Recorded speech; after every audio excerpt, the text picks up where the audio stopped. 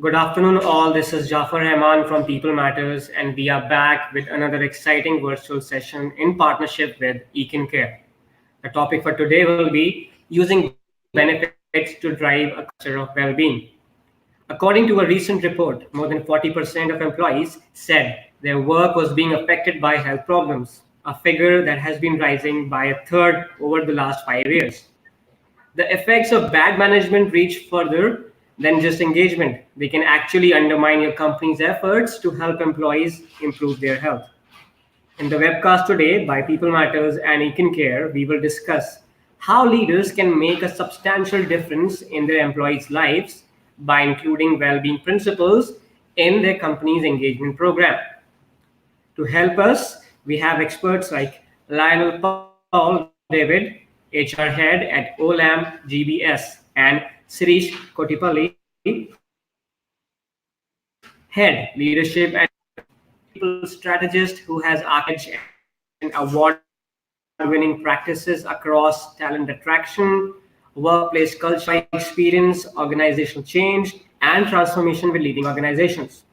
Sirish is a diversified professional, has over 19 years of experience, and has an expertise in building and leading learning and leadership development function, OD interventions, business HR, behavioral consulting, and sales as well. We also have Dr. Noel Coutinho, Senior VP Business Development, ekincare, to help us moderate the session. I will welcome Lionel, Suresh, and Dr. Noel to our session. For the audience, we have saved some time for you to ask your questions at the end of this webcast. If you're listening live, you can simply post questions anytime during the session in the comment section on the right side of your screen. We will try and take as many questions as the time allows. Now, without delaying it any further, I would like to hand it over to Lionel, Sirish, and Noel. Dr. Noel, over to you. Thank you. Thanks, Jafar. Welcome everybody to this virtual session. Well, Jafar, you gave a very apt introduction to the session, and to add to some of the stats that you just mentioned, what we have just recently learned from a study that was published for the corporates in India is that even though companies are spending a lot of money and effort in terms of building up health and wellness programs and benefits for their employees, 62% of employees actually believe that their existing corporate health programs need improvement. Now, that may come as a shocker for many of us on the call today, simply because we are all used to increasing budgets for healthcare spends. We all know that health insurance premiums have been increasing by around 13 to 15% year on year. And in spite of that, people believe that their health benefit programs are not up to the mark. And possible reasons for that could be that today, even though we cover hospitalization benefits, a large chunk of healthcare expenses is actually out of pocket for employees. There's another study that states that the average Indian spends close to 9,000 rupees out of pocket for maybe their OPD expenses, of which 60% is towards family members. Now, when we put all of this together, it's indeed confusing to say, while corporate India is doing so much, employees are still struggling in terms of believing that enough is being done. And with the fact that the losses due to periodic or episodic illnesses that keep coming up time to time, the culprit is at the receiving end most often than not. So from simple things like not being happy about engagement programs or wellness programs, to the fact that 1 in 2 employees in corporate India are at risk for chronic conditions. Today, I think as HR professionals, there is this dilemma in terms of what do we need to do and how do we take this going forward.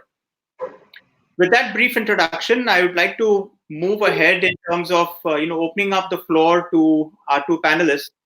But first, let's keep it a little bit broad and get warmed up to this session. We are at the cusp of entering into the new year 2020. And I think the 330 days that have gone by would have probably given us enough to kind of look back and circumspect in terms of what went right, what went wrong, what did he do in 2019, and probably where we are heading into the new year and going forward. So, Shirish, would you like to share your views and thoughts on that? Right. So I think it's just in a year passing, and then you're coming in. As we know, we come up with a lot of expectations, lots of thoughts, new thoughts to make a difference. Um, I think it's a time for a lot of people to look into their own wellness, their own health, and I see there's a lot of investment that is coming in from the organizations to see that how they could improve their existing wellness and health programs. And I see in the previous organization and this organization where I'm working in, so there's a lot of focus has been given onto this one. I see at least minimum 3 to 4 events happening in our organization every month, looking into how we could engage our people more and have a better health life, because we believe that there is a direct impact of this health on the way that we perform and we deliver the results. And this being on top of our mind, we are looking at the new year to come up with a more structured set of programs where we could engage our employees and take care of their well-being.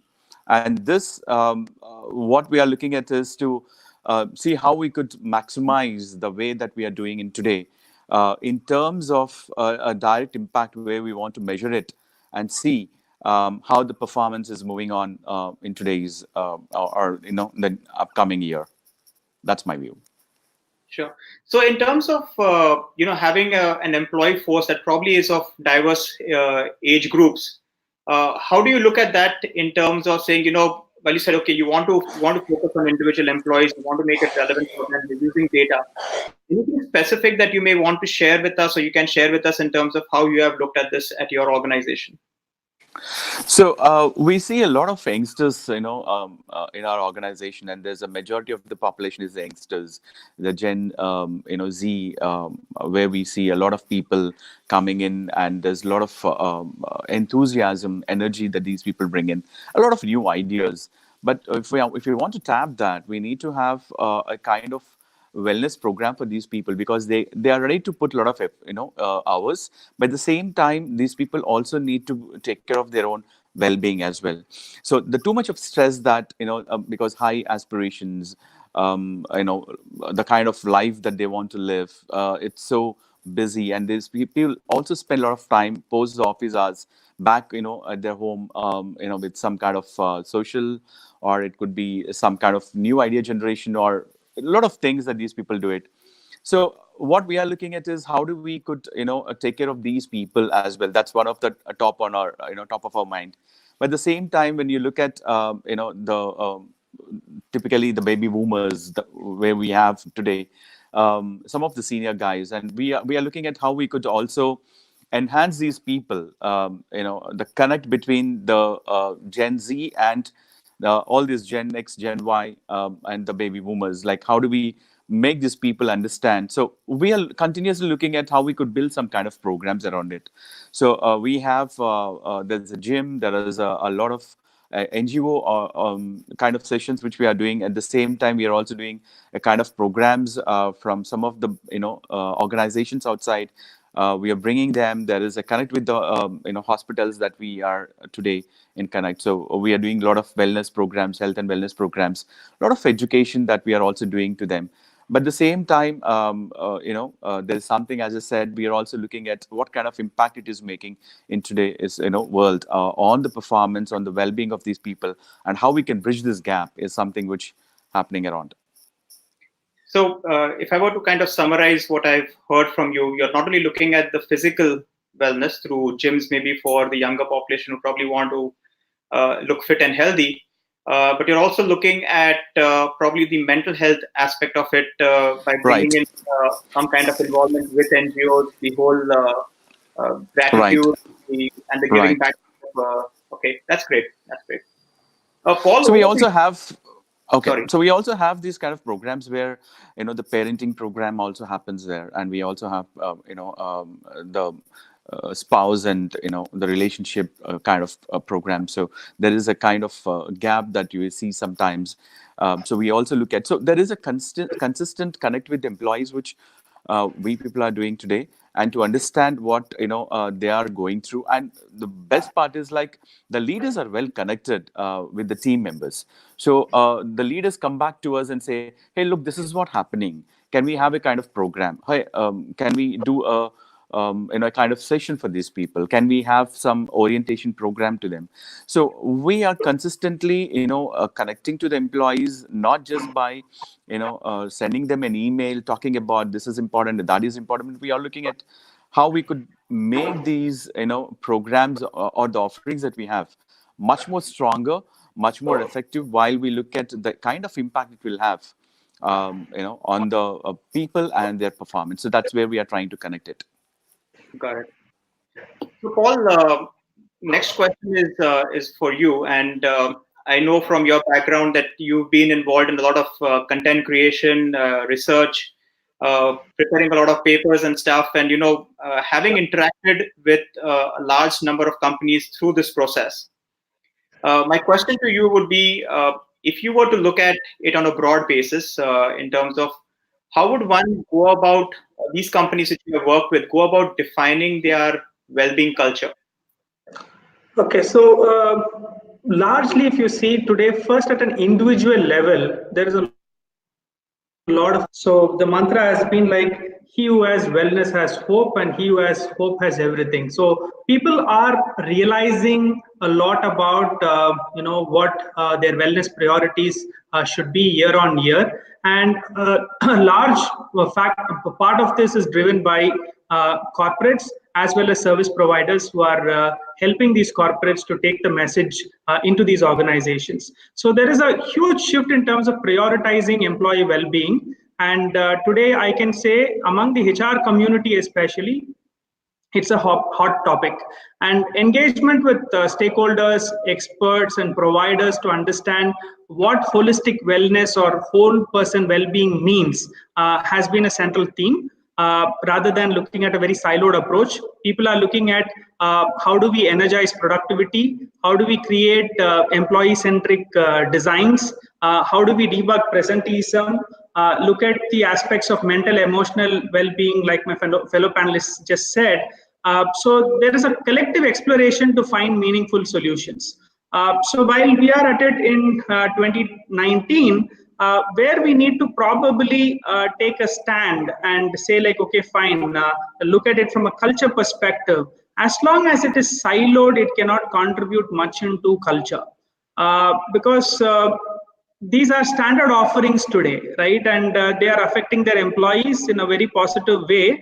But unless and until we have a very integrated approach, which are very limited organizations, or the standard offerings are sustained over a period of time, it cannot result in a certain level of mindfulness. So maybe about of these companies which have sustained these efforts can see that there is a level of mindfulness in their culture from a well-being standpoint, which you can connect back to the first point that I said, the individual awareness that is being driven by what is being done by these corporates and the service providers. So from here on, to kind of move the culture needle, what we need to do is to have a very holistic approach that becomes part of institutional building. But I think except a few companies, like let's say top 10%, rest are not there yet.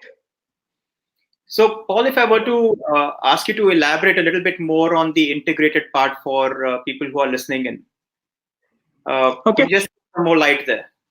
Okay, so like let's say today a HR person creates a wellness committee and says like, okay, fine, wellness is now given as a KRA, it's an agenda in my company, and let's start with a few health talks. Okay, then let's say we from there move on to another initiative like, okay, fine, people have been asking about gym subscriptions or subsidization during my Connect conversations. Okay, fine, let's go with that. My insurance is being looked at a very individual siloed view. So each of these things, if at all we start looking at it from a very, very siloed standpoint and it does not talk into each other, right? You cannot holistic and integrated view on wellness. So, like for example, let's say it cannot be a flavor of the season kind of a initiative that we run. For example, I know a particular organization that when I went in, they showed me around and said like, okay, fine, this week we have eat and be fit kind of a week. So it's all veggies and salads and stuff like that in the cafeteria. Then what happens to the sustainability after that, right? So do you have certain points which will connect what you have tried to ingrain with the employee from a culture standpoint this week as a continuum when you go forward? So it's just like, not just having all these things in a very disjointed way, but it is about having all of this come together in one neat package where you are able to connect the dots for your organization. Thanks, Paul. So the first two answers, in fact, just lays it out in front of us that it's so very complex in terms of having a health and wellness program or a wellness culture, because at one end you've got probably the Z population, the very young population, going up to the people who are pretty senior in the organization, each one looking at health very differently based upon their requirements. For one person, it may be hitting the gym. For the person at the other end, it could be about managing a chronic condition that they already have, or a mental condition that they already have. And in all of this, as an HR person, you also need to look at how do you make this program sustainable, not at a silo or a particular benefit, but across the board in terms of an integrated platform. So now we're not talking of a single plane or a dual plane, but we're talking of multi-levels, multi-planes, multi-dimensional in terms of being able to come up with a health and well-being program that involves everybody and keeps it sustainable in the long run as well. Right. In all of this, since Krish and Lionel, both of you have been involved with leadership and leadership development and management development. My simple question to you is, for such kind of programs, what is the role that you would understand or you would say that leadership plays in terms of involvement, in terms of sponsorship, in terms of actually getting these programs off the ground and keeping them sustainable? It varies from companies to company, Noel. Some organizations have very fine examples of leaders leading it from the front, but there are many organizations where leaders kind of like play the role of a sponsor and may not be very active and hands-on. But like, for example, one organization we all might be aware is TCS, where the CEO himself used to run the marathons, and now it is probably spilling over to the Tata culture because now he's taken over as the chairman there.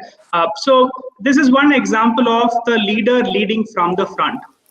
Another example is recently in news, I think People Matters also published that, where there is a company that came up with a chief fitness officer or a wellness officer recently, right? So that's been kind of a trend. So like what happens is the leadership is also showing that this is a very, very important area for us from a very strategic priority to kind of bring this from a cultural standpoint of how do we interweave this into the ethos of the organization.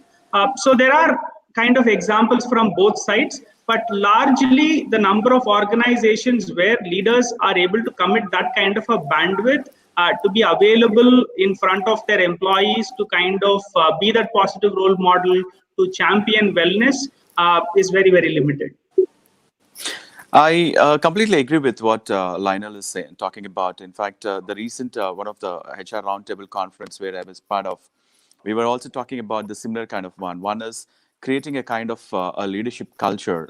Today, if we look at a lot of the leaders talking about the numbers, the performance, about these kind of discussions which usually happen. So my question is like, how many leaders are actually sitting with the team members and talking about the wellness programs? How many people are actually looking at or tracking how many people have gone through what kind of program and all that? So that we don't see these days, happening.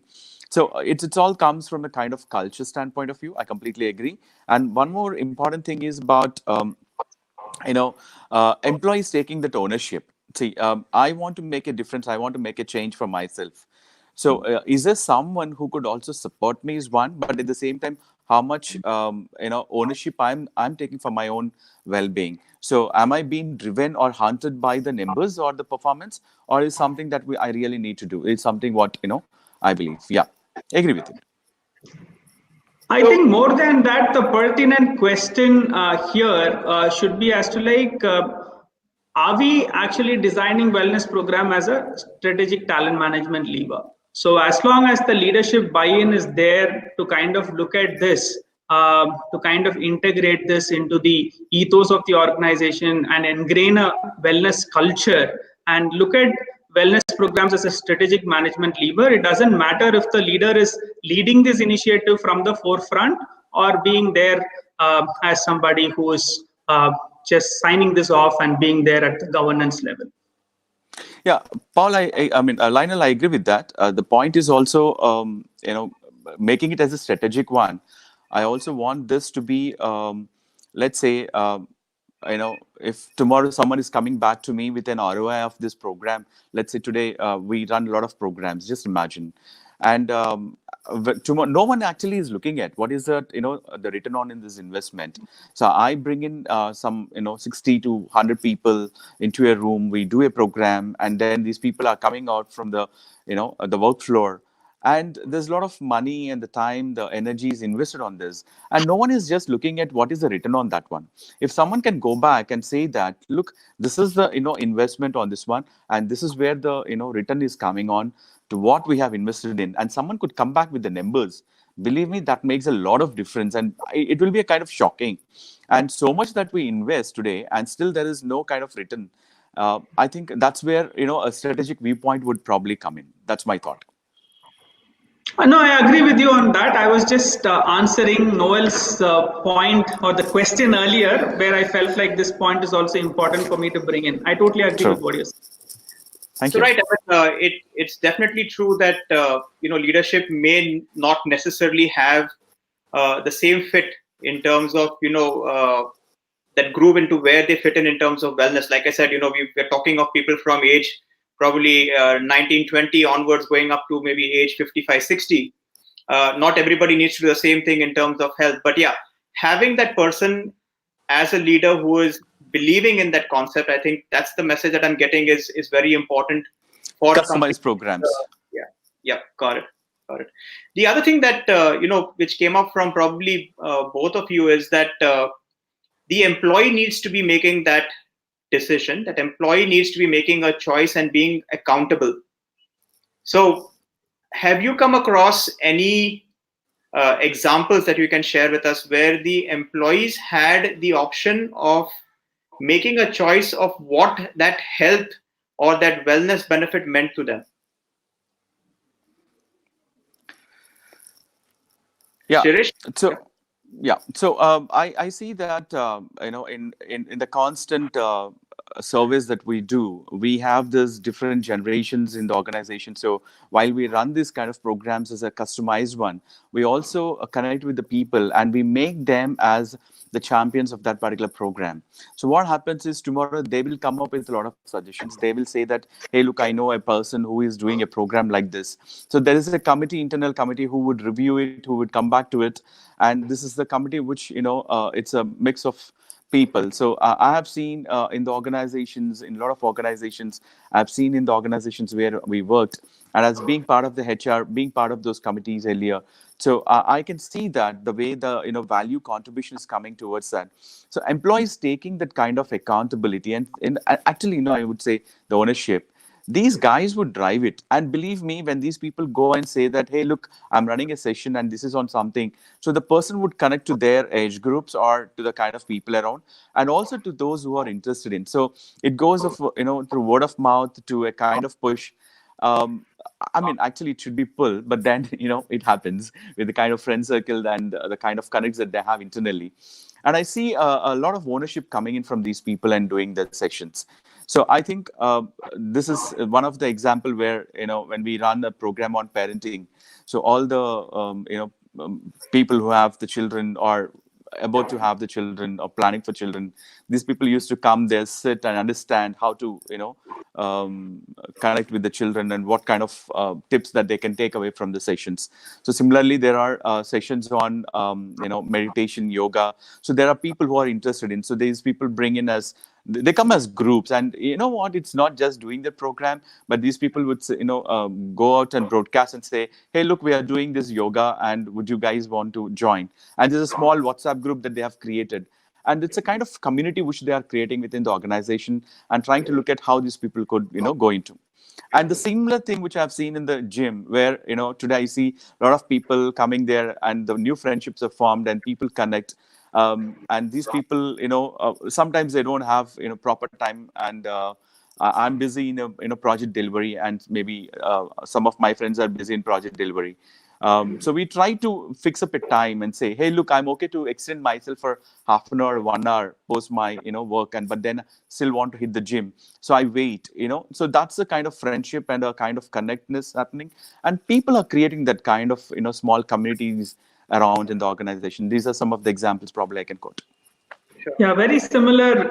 While if you look at it from an individual standpoint, while the individual owns it, but the self-directed initiatives do not sustain at an individual level. That's where creating that community feeling of there is an enabling environment for the person is very, very important, because most of these initiatives can be only sustained, in my view, once you tag a very high energy employee as an initiative owner, and also duly recognize them for that kind of contribution that they are making.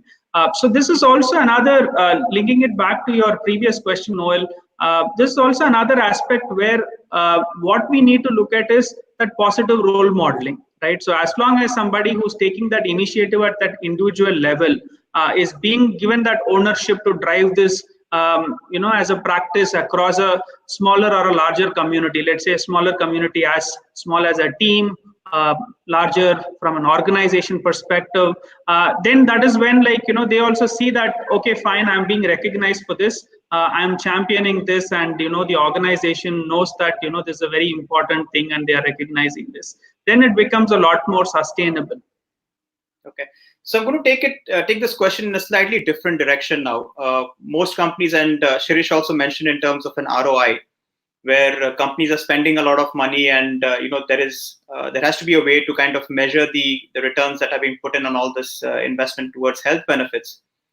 One of the trends which I have seen personally is about companies moving to flexi benefits, where there is a corpus, there is a budget for each employee, and each employee chooses within a framework what kind of benefits or where they would like to spend that money, whether it could be for maybe a health checkup, it could be for using it towards gyms, buying other health services.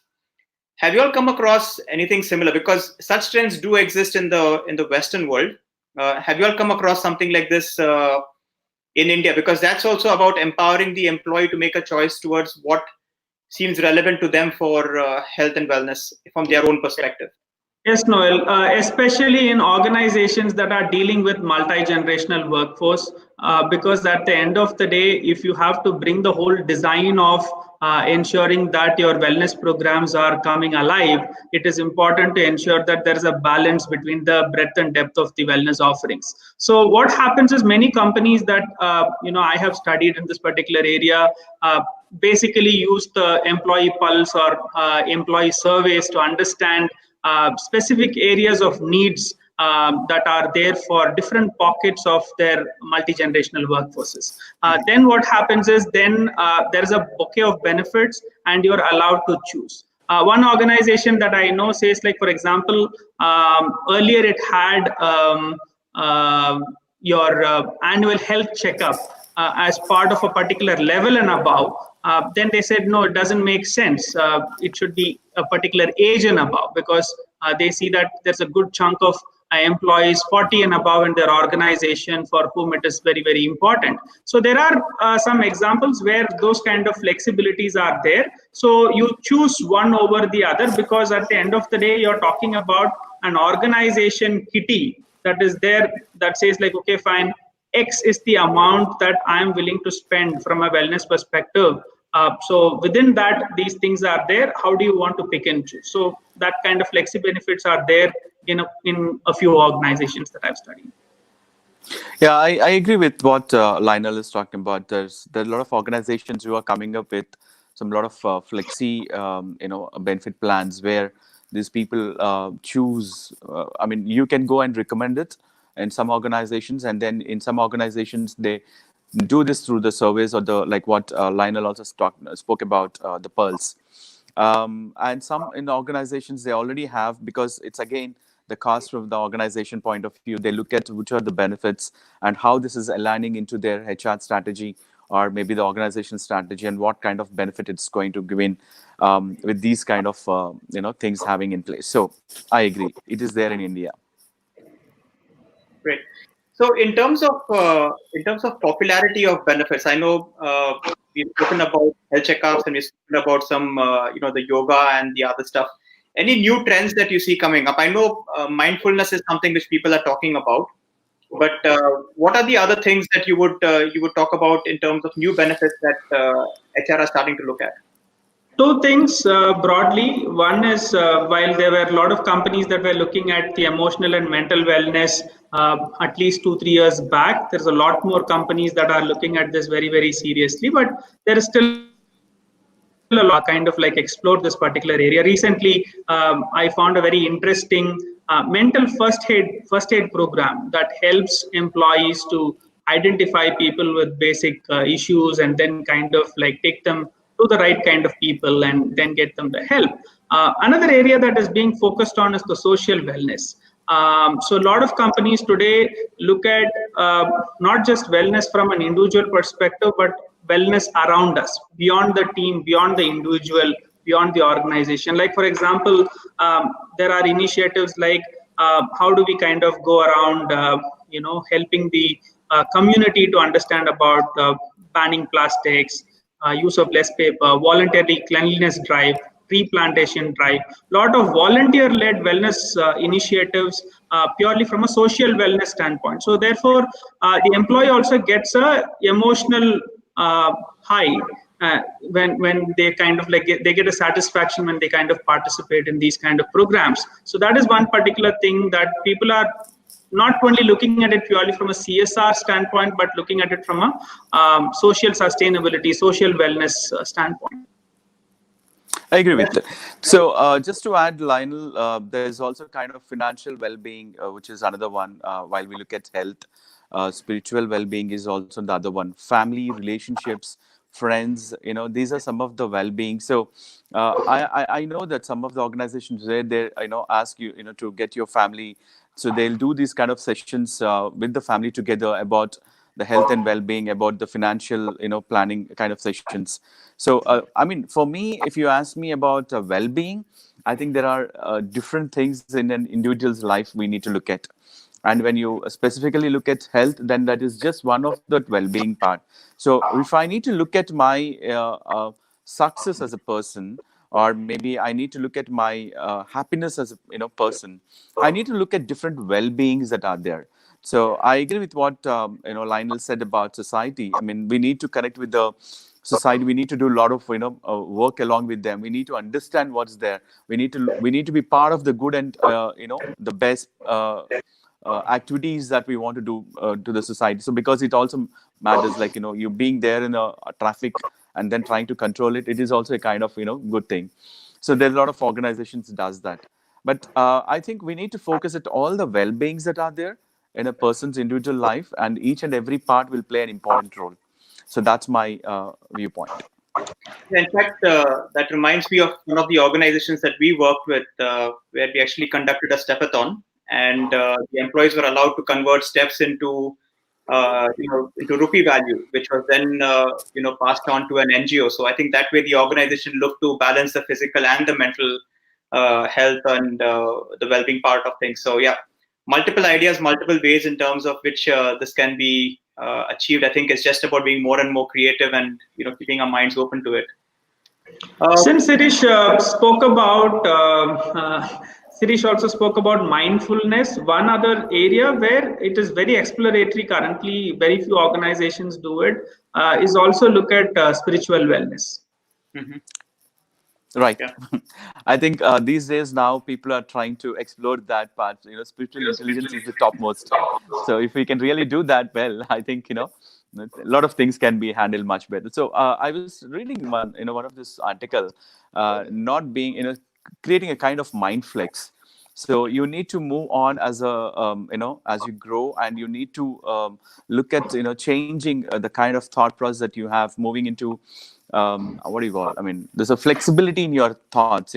The way that not stereotyping or not just focusing on one thing. This will not work, and then that will not work. I think that also requires from certain set of people in an organization. So yeah, otherwise you will have a lot of negativity around. We need to kick that off. Got it. So, just one final question that I have before we move to questions coming in from people listening, and I've got a few questions already on my screen. But from your own perspective, I mean, what do you think would be the future plans in terms of enhancing this culture of health and well-being? So we've done what we have done so far. What do you see coming into the future in terms of enhancing this culture? I think there will be a lot of AI which will come into the picture. So what happens is, one, I want privacy for my own health. I want privacy to what I'm going through. If I go through any of the test, or maybe any of the medical tests, or any of those diagnostics and all that. So it should give me back some kind of information talking about how am I, what am I doing. If I want to have a connect with one of the person where I could take a lot of inputs, who can give me some suggestions, what I need to do and all that. So that is something which will definitely change. So data is something very important, where I could take a lot of decisions as an individual. I can look at where am I today and how I need to change, or some kind of alarms or triggers which could come in and tell me, hey Sirish, you know what, this is something happening with you. Or I think Sirish, this is when you are so much stressed, or you need to take a break now. You need to have some kind of exercises, or you need to spend some time on spending on meditation or doing yoga. I think your blood sugar levels went up, or your BP went up. There's something should come up and tell me that. And if that data, if I can look back and say that how am I doing, what am I where am I improving on, I think that's one thing which definitely look at. So I believe in that. That makes a lot of difference to employees as well as to the organizations. I see three key trends to kind of pick up where Sirish has left. One is digital becomes a key enabler, and the second one is when we look at wellness frameworks, we'll have to start keeping employees at the center of the design. So the design considerations will look at wellness holistically from what is that the employee cohort within that organization specifically need at that point of time, and that's how the whole design thinking principles will come into picture. And third is to kind of look at personalization, probably in terms of like we spoke about the flexibility of providing benefits, because year on year, while the cost of wellness initiatives are increasing, the budgets are also not going to equally increase. So organizations will start being mindful of that. They will start seeing as to which are the programs that are giving them good ROI and making a very high impact, not only ROI but also like high on impact. Then kind of like sustain those kind of initiatives or spend a lot more on that. Got it. So while we were speaking, in fact, I have just kind of tried to summarize some of the things that Shirish and Lionel mentioned. Uh, you know, clearly, yes, it's about data, and using digital, there is the ability for us to continuously gather data from various healthcare interventions and events that happen in the lives of each and every individual. Uh, Clearly, yes, the healthcare system in our country today is very fragmented, and there is a lot of loss of information that typically happens from a doctor consultation to medicines to people going to the gym to even taking up multiple initiatives at their individual level. And like Sirish and Lionel just mentioned, yes, it needs to be personalized, because once you have data, there is the ability for us to, personalize and understand the health risk of an individual down to the granular level. We're able to predict risk for that particular individual and then give them the recommendations that they need in terms of managing their health better. The data privacy part clearly becomes very important. In fact, there's a bill that's going to be tabled very soon in terms of data privacy for the Indian citizens. And I think as a corporate, you need to look at this very closely in terms of how data is being gathered, how it is being used, the privacy part of it in terms of how you're protecting the individual's medical information, so on and so forth.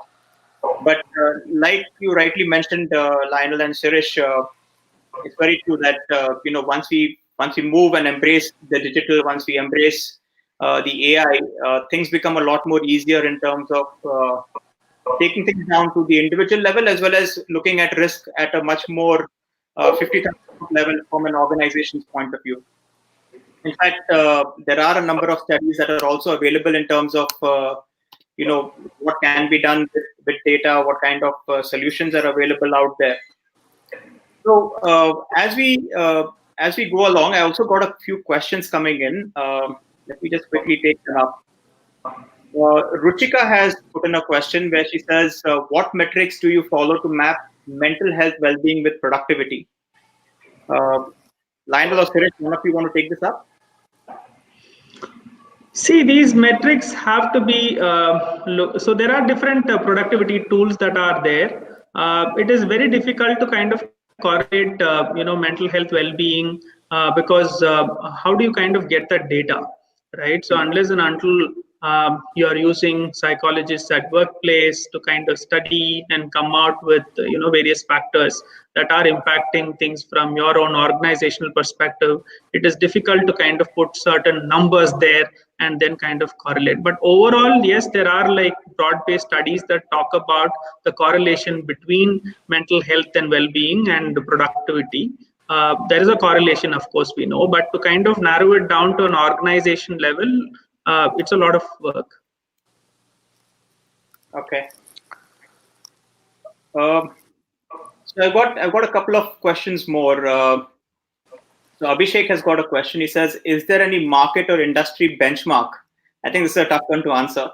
Or study that indicates how much an organization should spend on wellness programs as a percentage of their revenue or margin.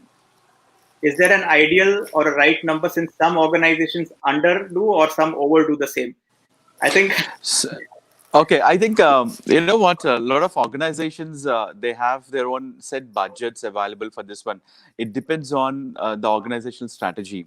So we cannot say that there is a set amount or a set percentage of budget allocated. There are organizations where they give a lot of importance on the employee health and well-being.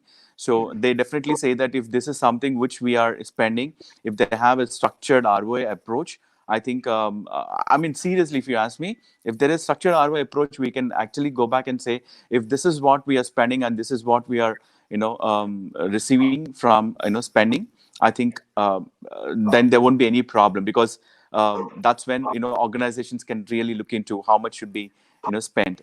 I'm sure people would also take that kind of point. But it's all individual. It's organizations' own strategy and decision. How much it should go and where it should go and all that. So it's a leadership or management's decision typically. Right. I would tend to. I think there are Noel. I think there are two ways of looking at it. One is to look at, okay, fine, in your industry, in the cohort of your peer level comparative competitors. Look at benefit studies, especially that also list out what are the different wellness benefits and what's the kind of spend. Try to understand that and present a business case to your senior leadership in terms of like where do they think the organization should appropriately position, because today with the intensifying competition for talent, you don't want to lose out by just totally looking inward and saying like we will do this or we will not do this or this is how we will spend it, right? So that is one. The second thing is to also map organizations into the larger framework of wellness and say like, okay, fine, where are we today? where do we kind of start? To start, how much is required? Or if we have started, what are we planning to sustain? To sustain those initiatives, where do we want to put our money? And then kind of take those decisions.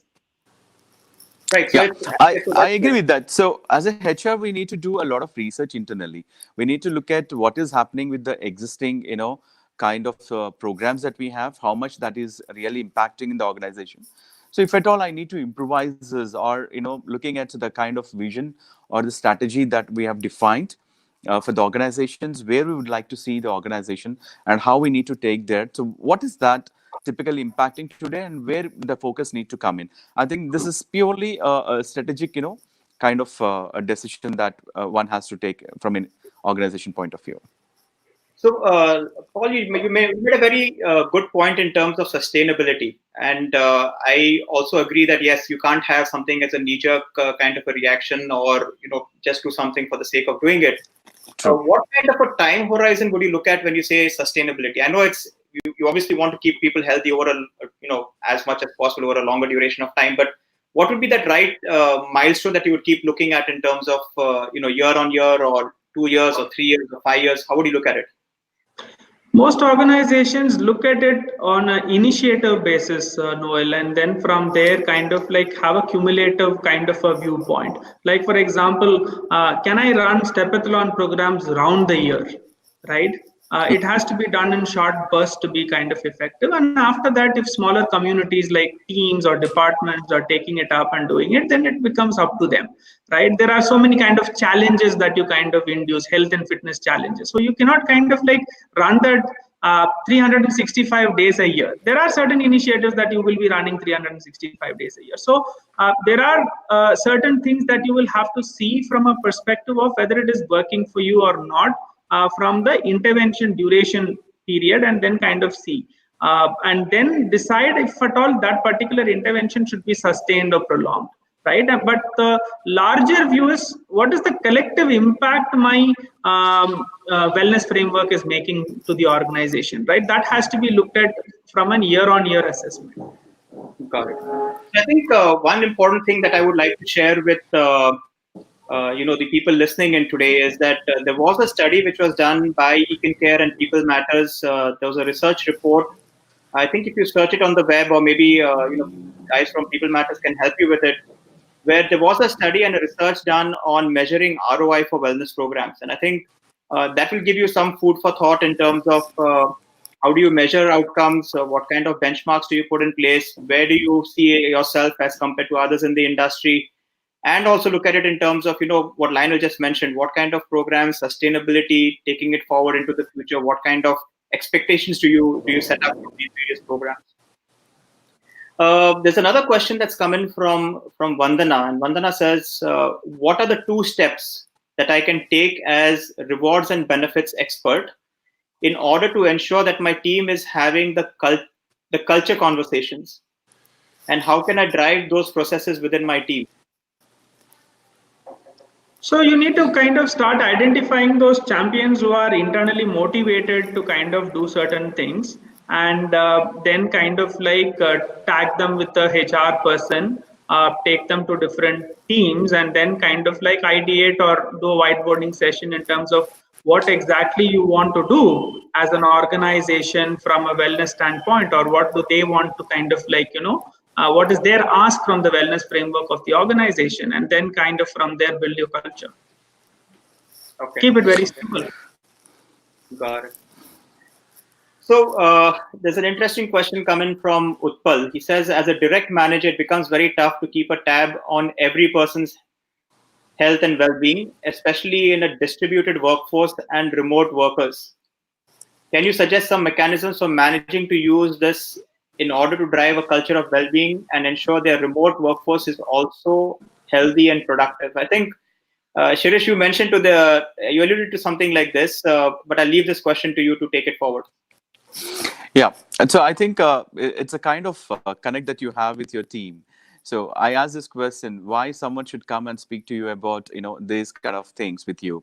What kind of trust and what kind of belief that these people have in you? So that's something which we need to ask this question.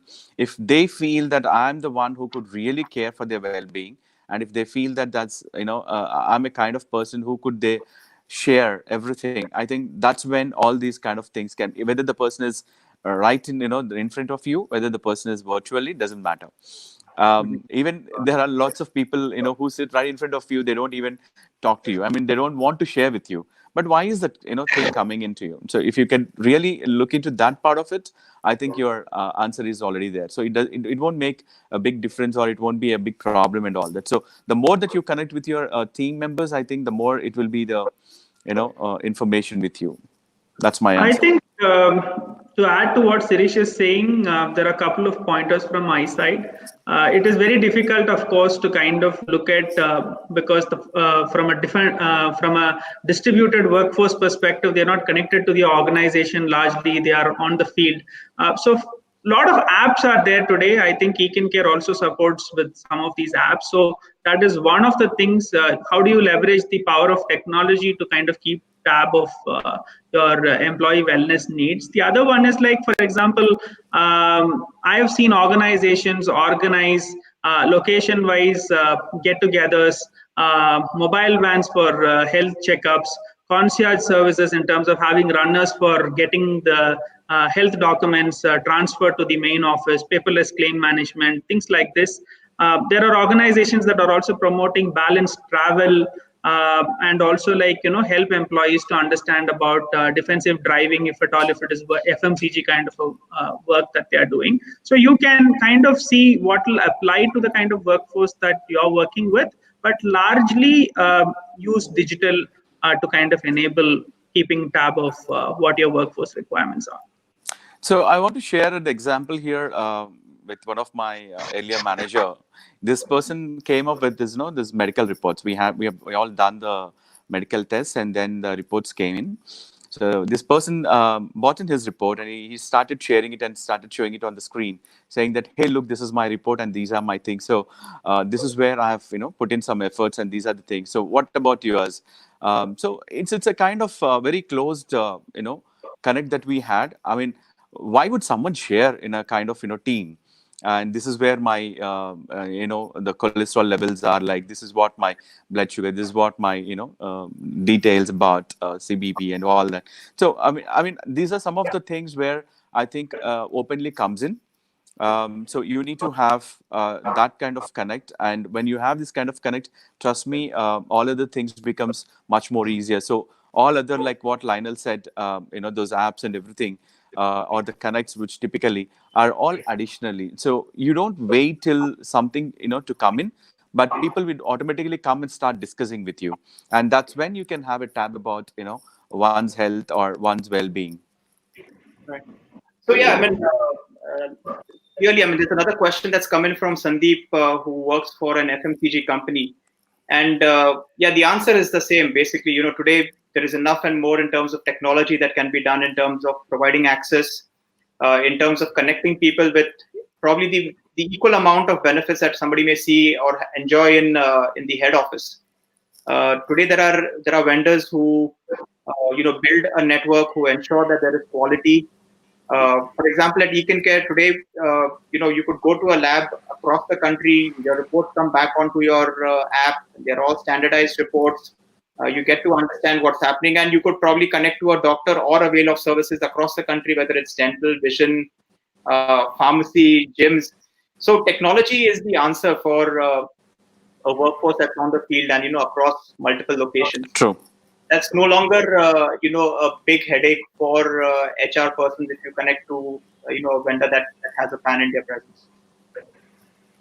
We've got time for a couple of more questions. I see a question from Prachi, and the question is: providing health benefits alone does not serve the purpose if utilization is not substantial. How can we focus on increasing the employee utilization? So I have some views on this one, but I'll leave it to our panelists to take a stab at it. Okay, I spoke about keeping employees at the center of your design. I mean, on a light note, without taking names, once I went to a particular organization where I found a massive gym, but the gym did not have anybody in it. So I asked as to like, okay, fine, you have a huge gym. So like, what's your utilization percentage? Probably it is just 2 or 3 people who come in every day. So I was shocked. So like, I wanted to understand if naturally the kind of workforce they have, kind of their fitness needs are getting taken care or not. But when I went around and figured out, it was because that particular place was remotely, I mean, at least 20-25 kilometers from the city. So the buses ply at a particular scheduled hour, and the managers will not allow these employees to either even squeeze in their breaks and then go and utilize it. So if you're not, this one example of how you can have something and not use it because you've not kept the employee at the center of the design. So unless and until we keep the employee at the center of design, there's no point in pushing a benefit down somebody, because we'll still not find takers. That's my view. I agree with Lionel. I think that's where it all should start from. So I'll take a stab at this one, Prachi, to give you a perspective of my own. I think for the companies that we've been speaking to and trying to understand the problem that they have, utilization not being high enough is topmost of their list of things, where they say, okay, things are not working the way we want it to. And that comes up, one, obviously, because of what Lionel just mentioned in terms of it not being employee centric. The second thing is most of these programs were run as ad hoc programs without a structure to it. And because of which there was no idea in terms of what was being utilized, how it was being utilized, whether it made sense or not. The third thing was about multiple vendors coming in to provide these benefits. And what happens in all of this is that when there are multiple people coming in, the brand recall or the ability to understand where people need to go and avail of these benefits is lost. So if you have something which is much more integrated, tightly knit together, employee focused, and also driven based upon data and understanding of what the needs are, it'll work well. Last but not the least, something which we most often than not take for granted is the communication part of it. Now, we do know that typically employees tend to ignore emails. So if you're only focusing on emails and we're only focusing at a blast email that goes across to all the employees without personalization, there's a very good chance that your utilization is going to be low. So apart from everything else, how you communicate and how you bring the employee to these benefits is very, very important. Okay, we've got a couple of minutes. I will take on the last question that I have over here. Kritika says that she's planning her financial wellness for 2020, which is great. What best practices in the market that I should be going in for? She has a flexible benefit program at the company, and she wants to know how wellness can be connected to the flexible concept.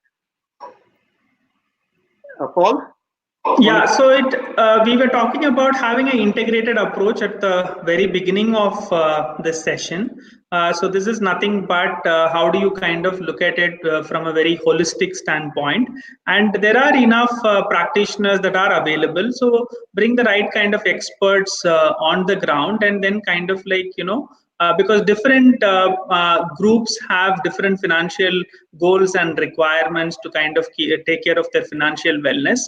So ensure that the people that you are bringing in are catering to the kind of demographics that you want to address, and then kind of like integrate it as part of a larger or a holistic wellness program that you are running in the organization. So there are a lot of even banks which your organization is associated. They also provide these kind of services. Maybe you can also check with them. Mostly, I see the banks provide this free of service. They bring in their experts. They properly suggest the financial planners, and they can provide. And there will be a kind of help desk which they organize. They say what kind of plan that you have existing and how you want to plan your financial for the next year 2020. So there will be lots of suggestions, and they offer it for free of cost, so you can find out with those kind of set of people. Otherwise, like Lionel said, that there are so many people, you can do a research, you can come back and you can see who are the best, and you can select them.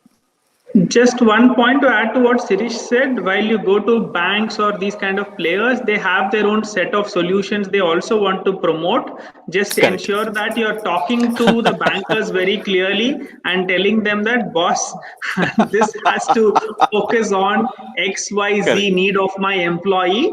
I mean, end of it, yes, you're not going to True. do it absolutely free. There is no free lunch. I understand that. But first of all, can you cover, the ABC of this? And, so that, because that is one particular aspect where there is research to say, people are poor decision makers, right? A lot of times you see this particular thing happening in Q1 of the year when people are looking to see how they can scramble to save tax, right? So that is not wellness. True. True. That's very, very good, Lionel. Thanks so much for that. I just missed that. True. So yeah, I mean, I think we've done with time. We've done with all the questions that we have as well. So Lionel and Rish, thank you so much for the call, for sharing your thoughts, very valuable insights and points for all of us to ponder upon. Uh, I'm sure we weren't trying to solve world problems over here, but there's enough and more information that we would have gathered to put some thought and think how it can benefit us at our own organization. Or what may work for one may not work for the other, but definitely some food for thought to try out and experiment and see what works best. So with that, I'll call this a close. Thank the guys from People Matters as well for giving us this platform. And Thank you very much, Dr. Noel. This was a Jafar, wonderful over here. session. Yes, Thank that you. was Thank really you, a Dr. wonderful Noel. session. Yes. Before we actually call it a close, Noel insights. We had a lot of questions. More, we can take them offline. Also, like to thank our partner ekincare for the information session. They can provide service we will be providing in the chat section. Will help us improve and decide how to move into a better way of executions. Stay tuned for more sessions. Thank you very much. Thank you so much, Jafar. Thank you so much, Lionel, and thank thank Thank you you. so you. much, Dr. Thank Noel. you. Yeah. Bye. Yeah.